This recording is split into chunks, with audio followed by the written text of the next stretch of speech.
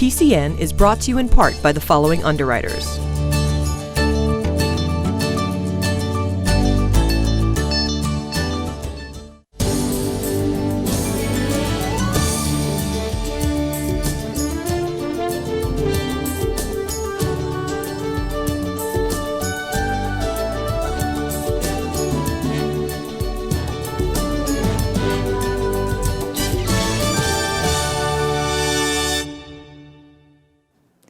Welcome to a special episode of PCN. This week, we take a closer look at some of the participants in the upcoming America's Hometown Thanksgiving Parade. Many people refer to this parade as the Thanksgiving Day Parade, but although it celebrates the spirit of Thanksgiving, it always takes place on the Saturday before. We have a special guest, the one and only Paul Jaley, who is the Executive Director of the Plymouth Rock Foundation, which is the parent organization of America's Hometown Thanksgiving Parade. Paul knows everything about its history, and we welcome him for today's show. Well, good to be here, and it's a great time of year. It is a wonderful time of year. And you're going to tell us a whole bunch of things about the parade, Sure. But let's start with the theme. Well, the overall theme is giving thanks through the years, which is what we started, but then we also have a sub-theme. And this year it's taken from Catherine Lee Bates' famous poem, America the Beautiful, which was first published in 1895. So we try to pick years that are a good 10 years, 20, 50, 75, things like that. But we have phrases from that poem that we're putting on various floats to be able to give us the idea. Here we're going into the centennial celebration of our national parks. How beautiful is this nation? And people to think of that. So we have a thematic float coming at the beginning on history. We want to give away everything, but we're going to have this thematic float dealing with how people come out of the books of history and become alive. That's what we want. All right, awesome. What is the actual history of the parade? Well, parades itself came from the Middle Ages, and many people are unaware of the fact that parades, when people were mostly illiterate, were floating visual storybooks that would go right by you chronologically. They would go in order. Yep. So they would go and tell history in the order in which it happened. And so we tried to make our parade unique that way. And in America, there are not many parades like that anymore that are historical divisions. Right. That's what makes us a bit unique. Yeah, I don't know, a lot of people knew that's... No, and that's something that has been interesting to study, you know what I mean, to see how that took place. So it's a visual storybook, it's educational, it makes us unique. Yes. Which is why we've been rated a little differently than other parades. And you've been rated #1 by AOL. What does that mean? Well, parades are rated in different ways. Sometimes parades are rated by budget, or not #1 there. Yeah. Parades rated by the number of people that stand along the sidelines, and again, Macy's, of course, would be a lot bigger than that. Sure. But I think from the quality of the floats, the quality of the drum and bugle corps that come, the military bands, the honoring of the military, I think it packs it in. As one person said one year, if they turn away for a little bit, they miss some history. They miss some education. Right. There's no fluff. Right. And so with that, I think has made it very tight. And very educational. Excellent. What we've done is we've gone out into the field and taken 7 separate videos of 7 separate units or participants in the parade. So we're gonna show them, and you can speak to them and tell us a little bit about them that we didn't cover in the actual video. Sure. We're gonna start with the new Plymouth Guard. Right. So what is that? Well, the new Plymouth Guard, of course, is a reenactment of the idea when the Pilgrims first came here. Every man was a soldier. Oh. Everyone, it's the origin of the militia in the United States. And so every man was there to help defend his family and the town. So it'll be interesting. Their costumes, every part of their weaponry, everything is authentic to the year 1621. Excellent. Let's take a look at it.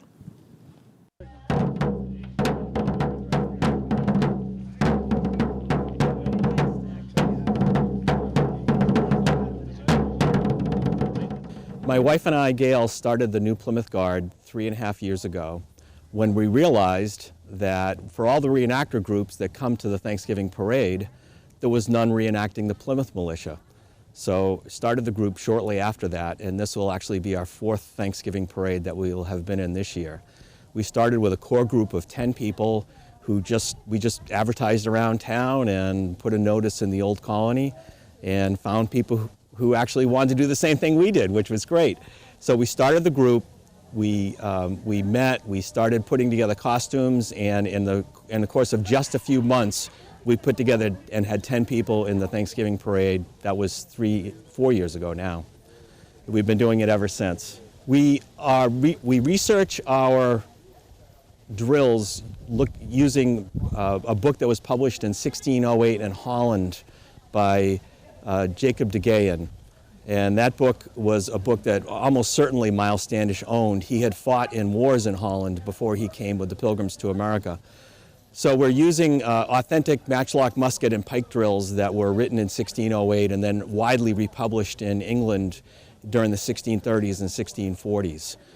The costuming, we look to places like Plymouth Plantation for examples, and also there's a lot of English Civil War reenactors in England and in the US, and the English Civil War happened in the early 1640s, so it's almost exactly the same period that we're portraying. So we look to those periods for our weapons and our clothing and the drills. We'll be looking at two different drills that we do. The first drill is with a pike. A pike is a very long pole with a point on the end of it. It's very commonly used in European warfare in the 15th, 16th, 17th, up to the 18th century. And it was used in battlefields mostly to protect musketeers in the later days. It takes a long time to load and fire a musket. And the pikemen would get out in front of the musket and protect them while they're reloading. So the pikes were a very fearsome weapon. Now, when you see the pikes and you think about the forests of New England, you'll think, well, that's not a very useful weapon in New England. And the answer is, it isn't. And although they were used in drilling for the first 20 or so years after the arrival of the English, they were pretty rapidly after that dropped as a weapon. And we use them because they are authentic and because it's a lot cheaper than a musket, which is one of the reasons they were used in those days as well. I think the important thing to know is that almost all of our members had absolutely no reenactor experience when they first began. So if somebody is interested in it and they just think it looks like fun and they like to dress up or they like the idea of firing a musket or carrying a sword with them around town, we're always welcoming new members. We have a new member here today who you just met. So we're always welcoming new members and we have a great time. We really enjoy ourselves, and having fun is the most important part really for us. We really enjoy it. So we're people from all walks of life. And our common interest is our interest in history. We have everyday people. I work in IT. A few of the other people work in IT. So we come from my wife was a technical writer before she recently retired. We love our history. We love bringing Plymouth history to people. There's other people doing it in town, but the other people doing it don't bring it right downtown. We like to bring our history right to downtown Plymouth, and in the parades and our Pirates and Pilgrims event in May. So we have a great time bringing that history to life.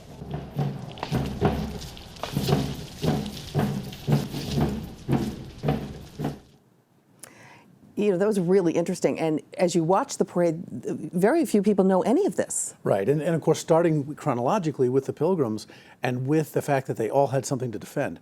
See, the people realized that when the Pilgrims came here, there was a certain sense of liberty that they wanted to protect. And that's why so many of the Drum and Bugle Corps and the units deal for the protection of liberty. Okay. And that's why they'll have those things. And of course, the new Plymouth Guard is not just in the Thanksgiving Day Parade. Yeah, where else do they go? They work all throughout the year. They have a special pirate and Plymouth type of demonstration. They were in the 375th of the town of Sandwich. They're down at the Uptuxet Trading Post, another rebuilt replica in 1627 of the Pilgrims, where they deal with the Dutch traders and the different things that took place. So they're really in a reenactment. We call it a snapshot of history. Right. Authentic costumes, and this is what makes the parade so valuable, because so many units like that try to be specific to detail of history. Right.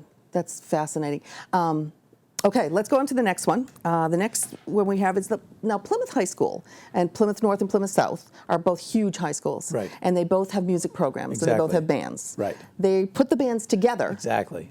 And putting the bands together in parades like this are so unique because you have two completely different high schools, but we're one town. Right. And this portrays not only the unity, but Plymouth High School Band sometimes is at the end of the parade. This time they're toward the beginning. But I tell you, this is the only one that's local right in our parade. Right. Our own high school, our own students, 80 to 100 strong, and here they're going to be performing together. Okay. And people are used to seeing in a traditional parade a lot of different high school bands. That's right. Why is it that just Plymouth? Well, this is America's hometown. Okay. This is a unique parade. So and that's it's our own town. And plus we have lots of other national groups that are coming in from various states. Yep. But this is pride in America's hometown. Okay, let's take a look and we'll talk on the other side. If there's one thing I've learned in my time meeting with the people behind the Thanksgiving Day Parade in Plymouth, it's that this town has a lot of talented young people in its school system. If I had closed my eyes during this shoot in particular, I may have thought I was at a college marching band practice. We're at the baseball and soccer fields at Plymouth North High School while the marching bands from Plymouth North and South are gearing up for a competition that they have coming up soon. But these are the same marching bands that will be taking part in the Thanksgiving Day Parade.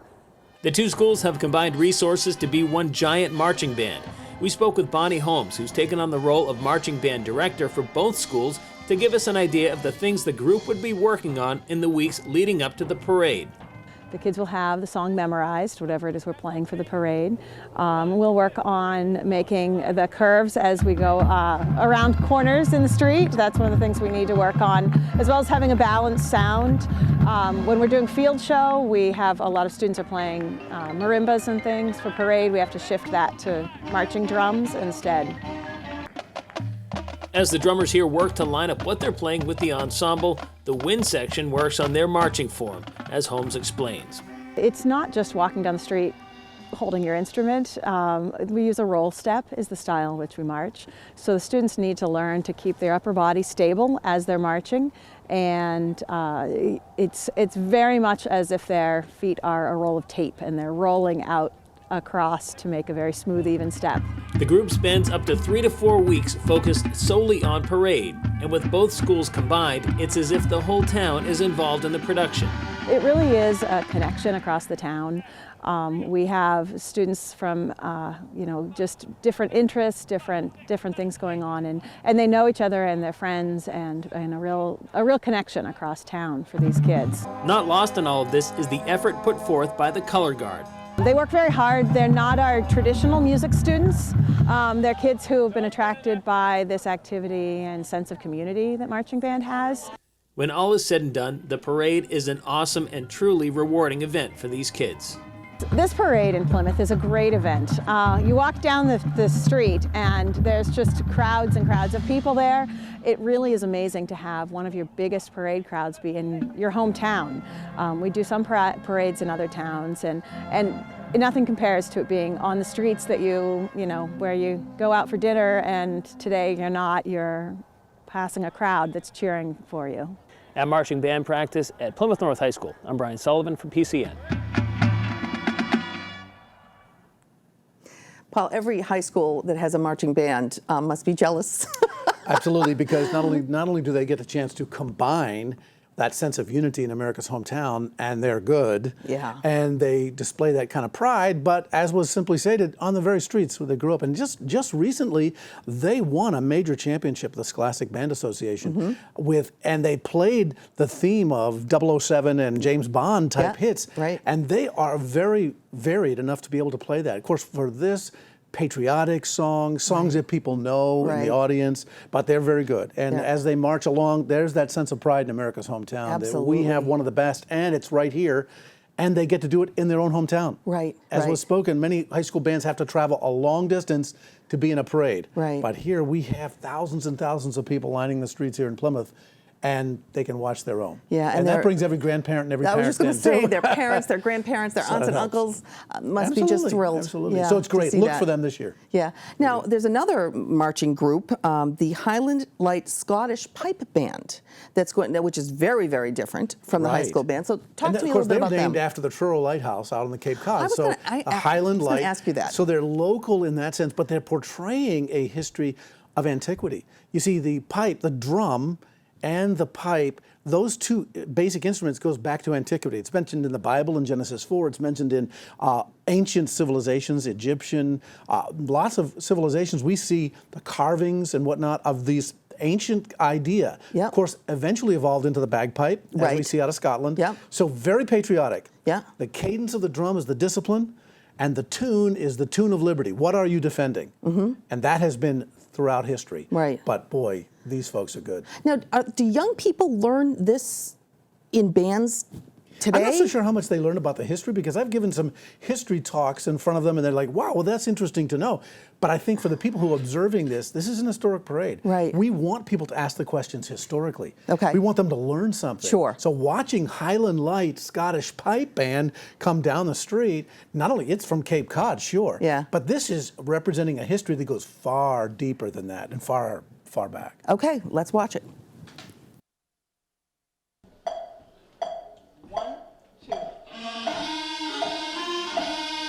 While that may not sound like music to your ears now, no parade worth its salt can do without a good pipe and drum band. These pipes just happen to not have any bags attached to them. Here in the Cape, this band was sitting down for its first practice of the season. The place is the Weary Travelers Club in Bourne, Massachusetts, and this is where the Highland Light Scottish Pipe Band of Cape Cod comes together to practice. Of course, they're using their practice instruments, meaning practice chanters and drum pads, because real bagpipes and real drums would be entirely too loud and the neighbors would definitely complain. We'll head on in right now and take a listen. Okay, I was kidding about the neighbors, but the practice instruments did make it easier to film this. Pipe Major Sheldon Hamlin gave us the rundown on what the band was practicing on their first night. We've gathered together 3 new tunes that we've combined into a march set. Brand new tunes that we need to learn to play together. A lot of the pipers know the individual tunes themselves, but not together as a band. We learn them together on the chanter, slowly, and then bring them up to speed, memorize them, and then put them on the pipes. And at that point, we get together with the drums and make sure that the 2 corps play well together, the ensemble. Anytime your band gets to play in a parade, it's a pretty special event. But the Thanksgiving Day Parade in Plymouth offers something a little extra special for many of the members of this band. About a third of our members live in Plymouth. We have a few pipers, and probably more than half of our drumline all live in Plymouth, mostly South Plymouth. Not only do the band members have strong ties to Plymouth, but this pipe and drum band has been playing in this parade since the very first one in 1996. It's important to us to do the parade because we think of that as our hometown parade as well. And when we march, when we march in that parade, we wear our full dress uniform instead of something a little less or something, the uniform that really stands out as the Scottish uniform. The full uniform consists of 22 different components, which Alan Hoyt was kind enough to display, starting with the kilt, the hose tops, spats, and black blade tucked into the sock. Everything right down to the last detail, until he eventually looked like this, the Scottish Pipe Band Drum Major. Maybe it's just my Celtic background speaking right now, but I am definitely looking forward to seeing this group march in the upcoming parade in Plymouth. Reporting from Bourne at the Weary Travelers Club, I'm Brian Sullivan for PCN. Much better. So a very, very different type of band than we saw from the high school. Right, and they're practicing those instruments because you see a bagpipe has that double reed, like an oboe, like a clarinet. I played the oboe when I was in high school, so I recognize how that's difficult to do. You really have to get that down. But most people need to recognize that, like the Highland Light Scottish Pipe Band, and a lot of these came from the military. The idea of going on parade, in that sense, is displaying your discipline, displaying your ability. And music has always had a major part in all the military areas. And so here we have them in their precision. But this is what we love about this parade. It's so historically accurate, down to the buttons on your coats. Very, very, they take pride in that. Oh, yeah. And that's why we have an historic village at the parade well, so that people can see them, they can do a dress drill, things like that. So. And again, this is such interesting information that as you watch the parade go by, you say, oh, doesn't that look great? And wow, I love the costumes. But you don't really realize how much authenticity goes into it. Exactly, and that's why having a little chance to just discuss that will enhance people's ability to view it. Now they're going to say, hey, yeah, I got to go see them. You know what I mean? Exactly. And down to their shoelaces. It's fascinating. It is historically and it must be accurate. heavy to wear all that. Oh yes, absolutely. That's why you have to practice carrying those instruments. And then marching. My brother was a drummer who marched in parades, and it is not easy to march and keep the cadence exactly I'm sure. correct. Again, the discipline comes through. There's the discipline. Right. Yep. So we do a real transformation here from marching people to horses. So let's talk about the Barnstable Barnburners, which is the next group that we highlight. And of course, Barnstable Barnburners, when you talk about individuals who are trying to restore the American cowboy, the American cowgirl, the historic reference, we have to recognize that there's discipline here as well. Okay. And there's discipline in every area, and especially you have to recognize, now, these are cars they're riding. Right. This is the transportation in America.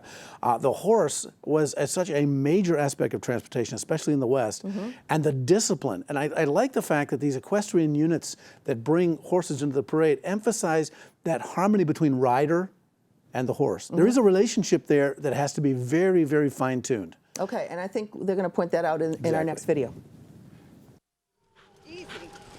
What's a parade without horses? If you ask these riders here at CJ's Ranch in Barnstable, they'll tell you it's not too much, especially if their horses aren't in it.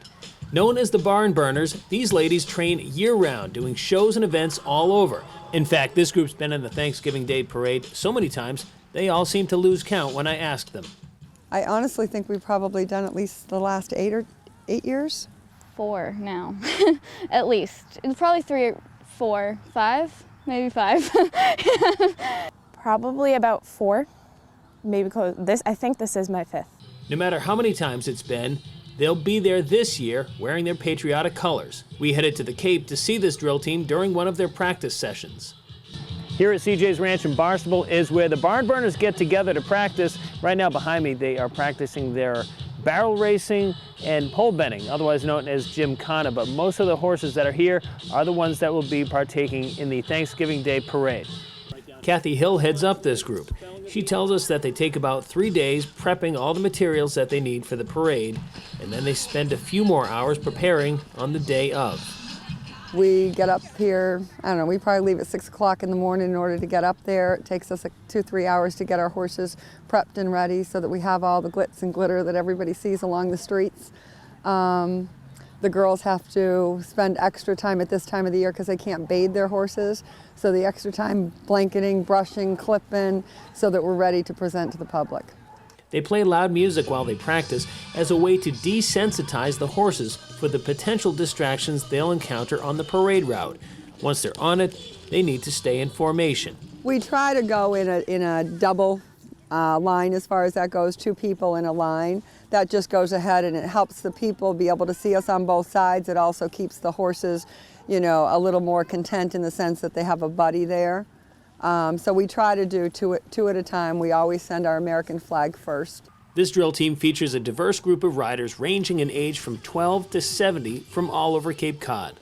Morgan Hamlin has been riding for 11 years now and was drawn to the Barnburners when she was just a little kid. I started riding here when I was 6, and I saw the Barnburners performing, and I thought it was really exciting. And so we started out doing a little drill team. We called it the Firecrackers. Then I graduated to be in the Barnburners. Now a college student, Heather Huska also began riding with the group when she was a kid and has a unique way of remembering each parade she's been in. I think we've done so many parades and so many events all over the East Coast that sometimes the years intermingle together and get blurred a little bit, but each time I remember the outfits that we wore and the horse that I rode or different things that happened at each parade that are special. In the short time that we spent there, we got the sense that these riders operate like a well-oiled machine, but are close like a family. We'll look forward to seeing them in Plymouth. At CJ's Ranch in Barnstable, I'm Brian Sullivan for PCN. So the theme of discipline continues with the horses. It does, and you know, one of the things they emphasize, the Barnstable Barnburners, is the fact of commitment, patriotism, and teamwork. And you can see that they're going to be riding behind an American flag. There's that idea of lightning quick reflexes.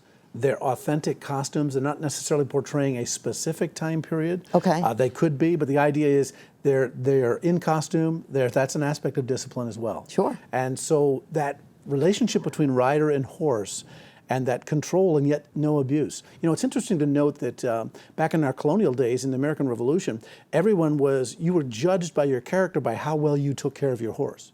For instance, Paul Revere, when Paul Revere rode his big ride, it was a borrowed horse. And that was very unusual. You had to really know that rider because you would not want them to abuse your horse. Sure. Because that's your livelihood. That's Yeah. that's the way you get around. And so the idea of caring for that animal, so the animal has trust in you as well as you have trust in them. That's Sure. and that's really portrayed in these equestrian units. And again, that's something that You don't notice that as they just ride by. You I mean, just they're think, beautiful. oh, that and horse just wow. rides by. No. Yeah, A lot of work. Yeah. A lot of work. But it does portray that harmony and teamwork. Sure. Okay. So when we watch them, we're going to look for their teamwork. We're going to look for their discipline. We're going to look at their costumes. That's right. Okay. And sometimes even the speed of which the horse gallops with their hoofs. They just do it very, very quickly and then back. Yeah, it's all discipline. Yeah. It must be hard too for horses, and we're going to be highlighting a couple more horse groups that they can't just go. Yeah, they can't right, do the right. jump. They can't do gallop. They That's can't do the right. things that. That's for another time. Right, for the horses do. Okay, so our next video is the Halleh Clydesdales. Oh, these are great. I just personally love Clydesdales. Yes. So go ahead and introduce those for us. Well, the Halleh Clydesdales, Clydesdale horse itself was named after the Clyde River out in Scotland. And this breed of horse, they began to recognize the breed of the horse was very docile, very gentle.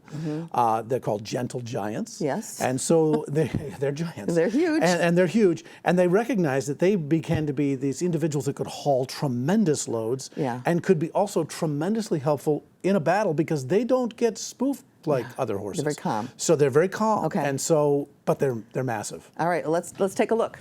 The Halleh Clydesdales.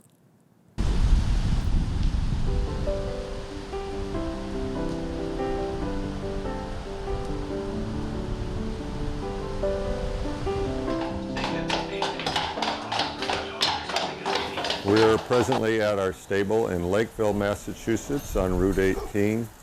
It's been the home for these horses for over 30 years.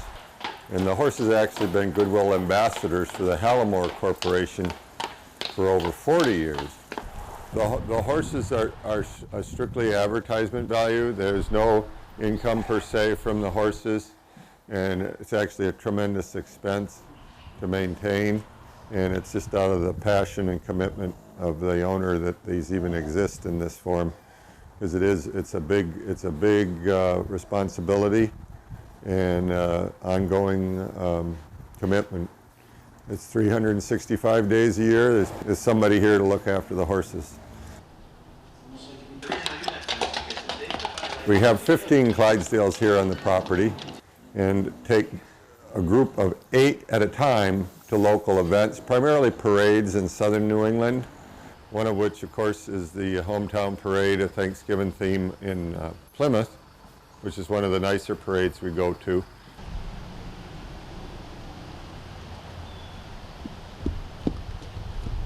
These individuals are selected from breeders both in the United States, Canada, and back in their homeland of England and Scotland. Yeah, the horses average about 2,200 pounds, so that's over a ton. And they stand over 18 hands tall. 18 hands is 6 foot, so they're at least 6 foot or better there. And so they get their heads up in the air. It's up there, it's probably 8 feet or so, and they average about 9 years of age. I think the youngest we have now is 5, and they go on up to about 13 or so. They can live to be roughly 20 years of age if nothing happens to them. They got to have a lot of discipline with these horses too, because we're in the public and everything, and they have to be well trained. You can teach them the basics in a few weeks, but it's probably a year or more between the time we start with them before they would ever consider to put them in their first parade. They have to have many, many, many repetitions of the scenario so that they're what we call extremely well trained. So the day before the parade, 8 horses that are going to be involved all get a bath, which takes 2 people about 45 minutes. And then the morning of the parade, we got 2 or 3 hours of grooming and prepping and braiding. They wear ribbons in their hair to kind of decorate them a bit. And then at the parade, it's about another approximate 1 hour to harness and hook up the horses to the wagon. It's a all day and then some. So there's not a lot of work for them, and they kind of get into the festive atmosphere with the noise and the bands and the crowd and everything, and they kind of get a little hyped up and seem to like that. They're just impressive in their presentation, between how big they are and how nice they're cleaned up and how sharp everything looks. So it's pretty special in and of itself. Just want the people to appreciate when they do see the horses in the parade that there's just a tremendous commitment of both financial and labor to what you're seeing, and it really is a big deal. So the Halleh Clydesdales are very different from the Barnburners. They are, and the horse itself is different. And the horse, we may say that when you're riding a horse and you're going back to the cowgirl, cowboy era, you have all this aspect of patriotism. Well, the horse itself is the patriotism because of its massive size. Right. I mean, you think that 1879 is about the time that actually the Clydesdale horse was brought to America and became more popular. And here you have the, up in Holbrook and Lakeville in the area, that dates back to 1898. And they're actually going to be pulling a Studebaker wagon, an 1899 authentic Studebaker wagon, which could carry 5 tons. Right. But as you saw, each horse is over 2 tons. Over 2 tons, over a ton anyway. And the thing is, you have to recognize that when they say hands, that's the way you measure it. It's putting your 4 fingers together. It's about 4 inches. Yeah. So when you're doing a hand, you do a hand measurement. Yeah. But as he was saying, 18 hands is about 6 feet. Right. So you think, look, I'm 6'5", Yeah. and this thing is huge. So Yeah. they're usually pulling loads. Yeah.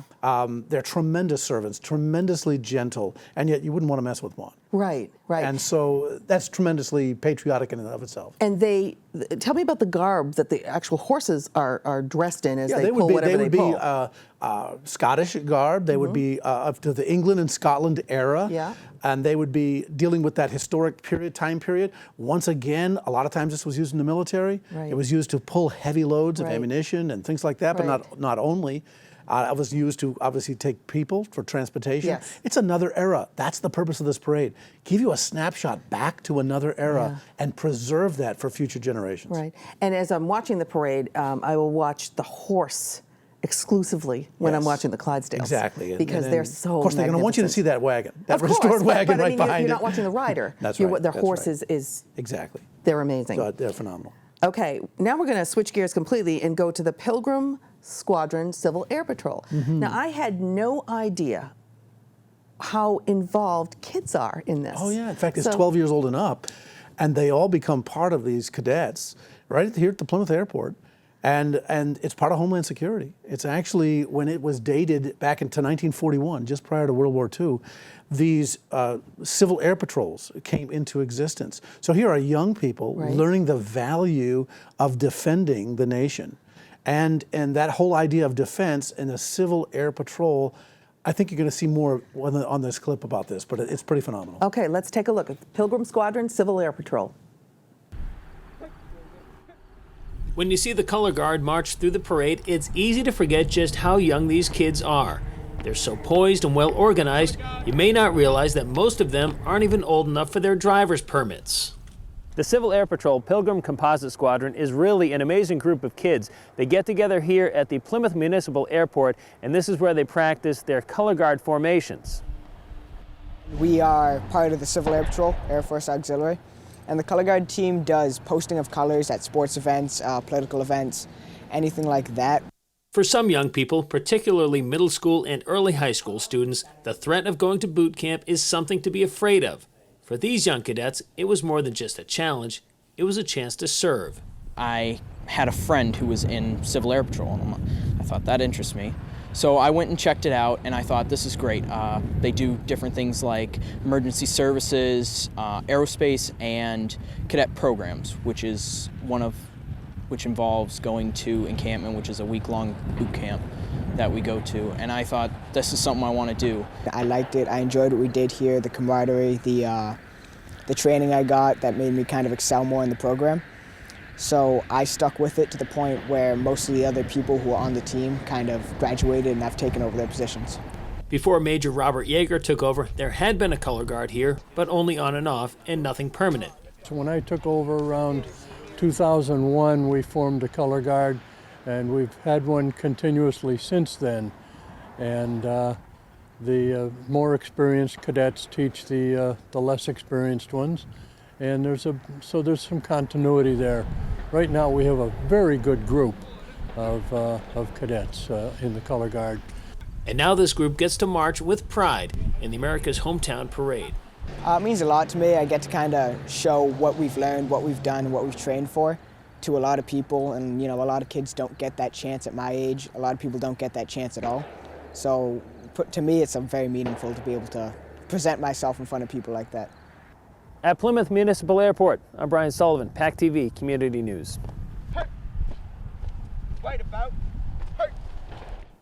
So like the high school bands, this group has a lot of youngsters. It's local. And the interesting thing is about the Civil Air Patrol themselves in 1941, they started out of the Maxwell Air Force Base in Alabama, and then every state was a wing of that. You know what I mean? So they're keeping that aviation symbolism there.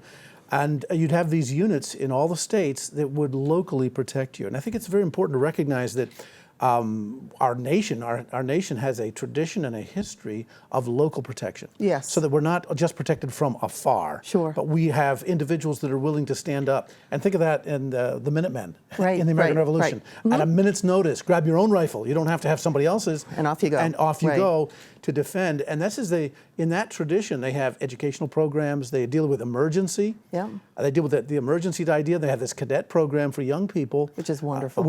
It's phenomenal. And they get to learn that discipline again. They get to learn those programs. And especially in education and learning about the nation's history, learning about what it takes. And those color guards are just amazing. Yeah. When you watch them, when we have our honorary veterans concert or something else, and you see the precision in which they march out, the honor in which they value and respect the flag. Yeah. It's not the flag, it's the values of the flag. Right. But that is so important to the next generation. Yeah. And that's why pride, units like discipline, this are just, again, phenomenal to see in the parade. And you can see how much they love being in it. Clearly, yeah. That was terrific. Exactly. And our last video is going to be the Equestrian Element Riding School. Tell me a little about the Equestrian Element Riding School right here in Plymouth. And again, one of the things that I thought was kind of interesting is when I was looking over some of the material of what they do, they've had riders as young as 4. Wow.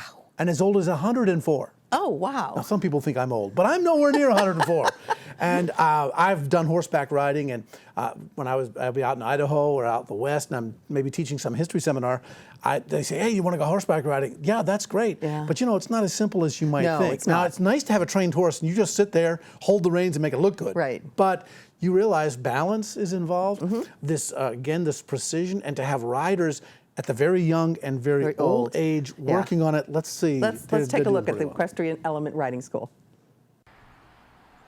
When you come across Marewillow Farm in Plymouth, you may think you accidentally took a wrong turn and ended up heading down a country road somewhere in Vermont.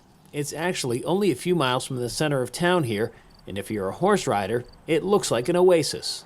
It's right here at Marewillow Farm off of Beaver Dam Road in Plymouth where you can find many of the horses that take part in the Thanksgiving Day Parade. We'll take a walk around, meet some of these horses, and I'll pretend that I'm not scared of them. Jocelyn Maniglia has been riding horses since she was 9 years old, and she's taught here at the farm for the past 6 years. Within the first minute of seeing how she handled these horses, I quickly got over my unfounded fear of these giant creatures. Her ability to communicate with these animals is crucial for her and her other riders when taking on an endeavor like the Thanksgiving Day Parade. You have to be very confident in order to control a 1,000-pound animal in a crowd. So being able to direct and redirect the horse in the right channels is the most important. That's what I would consider an advanced rider. And of course, the horses themselves have to be trained and up to the task as well. We use our most advanced horses, the ones that have done it before, are training the usually 1 or 2 maybe new horses that we've brought along. All of my riders that go to the parade are very experienced in street riding and trail riding. Among the several qualified horses for this year's festivities are Tanner and Crunch. For Crunch, this will be his first parade. As for the future, they're hoping this big guy will be in the mix sooner than later. Well, hopefully by next year we'll have our Clydesdale in. He's actually being cart trained as we speak. In the end, people's fascination with horses has no age limit, and the parade is a great place to put these beautiful creatures on display. People just light up when they see the horses, and you can definitely tell the ones that are more interested in animals, and they can, any age, I see it from the young kids to even adults that get very excited to see the horses coming. In Plymouth with the horses, I'm Brian Sullivan for PCN. Another interesting story about horses. So what's the difference with this group? Well, I think when you watch them go down the street, one of the things that they really emphasize are the grooming of the horse. Of course, all groups do that to some degree. And horsemanship, the control and the relationship between the rider and the horse. I think one of the interesting things when you watch the equestrian units as they go down, everyone loves horses in a parade. But we need to give a little shout out for the fact that behind those horse units is always a pooper scooper. Someone who's cleaning the streets, and that goes with the package. And many people, being an historian on the American Revolution, we think of Sam Adams' father, but he started street cleaning. His service to the community started by just cleaning up horse manure in the streets. And people don't realize, gee, that was a problem back then? Yeah, it was. But that's a part of the whole idea of cleanliness, the whole idea of let's take care, let's be good stewards to what we have. And that's why it's so important to have animals like this in a parade. And they do a great job. And it's so nice for us to have those kinds of units in this parade. Yeah, we're so fortunate to live in this town, America's hometown. We're blessed. Yes, we truly and are. that unity, harmony, this is America's hometown. Let's show it to the whole world. Let's do it. And thank you so much, Paul. You've been priceless to us. Well, this is exciting. It's always an exciting time of year. We appreciate it. Great time to give thanks to God for all the blessings we've got. We sure is. And you can find more about the parade at the websites below. And if you can't attend in person, be sure to watch it this Saturday live on PACTV, Comcast Channel 13 and Verizon Channel 43. The parade will also be streamed live on PACTV's website, pactv.org. Opening ceremonies begin at 10:30 a.m. Be sure to check the website for pre-show schedule. PCN will not have a show next week, so make sure you come back in December 3rd, that is, for a new episode. Wishes for a happy Thanksgiving to you and yours.